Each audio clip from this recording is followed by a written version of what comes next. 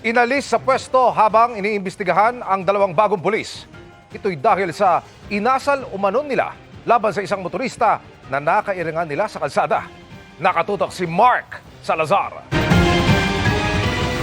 Nakago po yan. Nakago po yan. Sa road incident na ito sa Ermita, Maynila kahapon, sabi ng motorista na may kuha ng video, nagkainisan lang daw sila sa kalsada ng isang police mobile. Pumat sa akin kanina. Tapos nung nabusinahan, galit. Partida na yan, mga PO1 pa lang yan. Ang nangyari naman, binarahan ng motorista sa stoplight.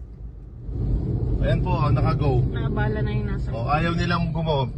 Hinarangan nila ako dito. Ayan yun. Tapos, ayan, ang trabaho nila. Tingnan niyo po ang trabaho niyan. Kung nalista, pumalis. Ang video na ito na ipinadala sa transport vlogger na si James Dickin. Nag-viral ito dahil ang punto ng kwento, bagitong mga pulis pa lang, arogante na. Nang kuna ng paliwanag, sinabi raw ng mga pulis na nasiraan sila ng sasakyan noon. They are claiming na nagkaroon ng mechanical trouble yung kanilang patrol vehicle.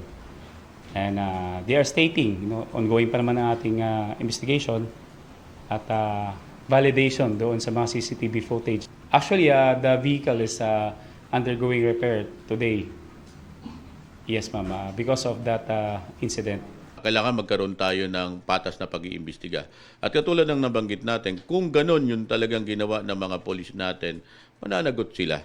Hanggang sa inamin na rin ng mga sangkot na pulis ang inasal sa viral video at ikinwento ang ugat ng road incident. Sinubukan po namin mag-overtake po doon sa nasa unahan po namin. Kasi yung nga po may kailangan po ng police assistance. Then ito pong si Vios, akala niya po is kinat daw po namin siya.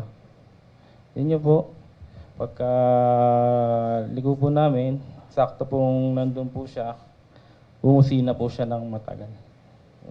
Yun po, so on. Sinuspindi na ng Land Transportation Office ng 70 araw ang lisensya ng sangkot na mga pulis dahil sa pagbara ng traffic flow at beating the red light. Pinadalhan din ng show cause order ang rehistradong may-ari ng mobil. Aandar rin ang proseso ng administrative cases laban sa dalawang pulis. Humingi po ako ng public apology sa mga nakapanood ng video. Yan sa mga kapwa po na uniform personnel. Yan po, humingi po ako ng apology sa nangyari po. Lalong-lalo na po sa kay Sir Kalinisan po, sa Station Commander at sa PCP Commander po, at sa taong bayan din po at sa mga kapwa ko po pulis na naging masama po ang tingin sa amin. Humingi po ako ng pasensya po.